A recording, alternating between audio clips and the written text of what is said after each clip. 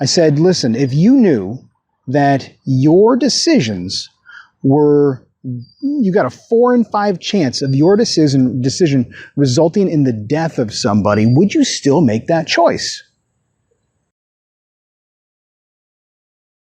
I want to tell you how I got a job talking about a kid's book. Because when you don't have all of the textbook experience that a hiring manager or a recruiter might be looking for, you can't hope that they don't notice that. And you got to do something so good, that's so different, that stands out so much they can't ignore it. This presentation that I'd prepared was all around the Choose Your Own Adventure kids books. Do branching scenarios in Choose Your Own Adventure kid books, do they relate to branching scenarios in L&D?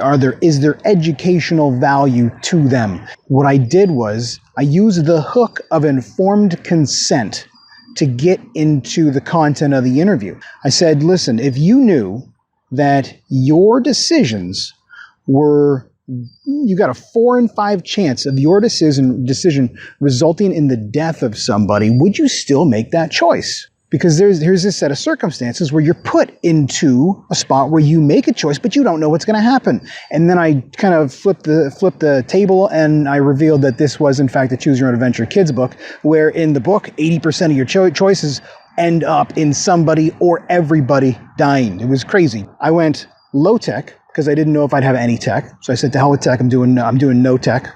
I went with a nostalgic sort of topic around kids' books, something that everybody in the room was familiar with. When you're trying to get into an industry, at least like L&D, and that's because that's where I'm coming from here, and you don't have experience, you got to embrace that fact, because you can't hide it. Just embrace the fact. Don't have your buddy pretend to be your manager that worked with you for 6 years. Don't do that. It's a bad call. No one likes that. So you flip the switch and you go with what you do have, because that's what you've got to work with. So you might as well embrace it. Embrace your background, what you do, and who you are. Sure, not you don't flip it. You flip it, but then you tear the paper away.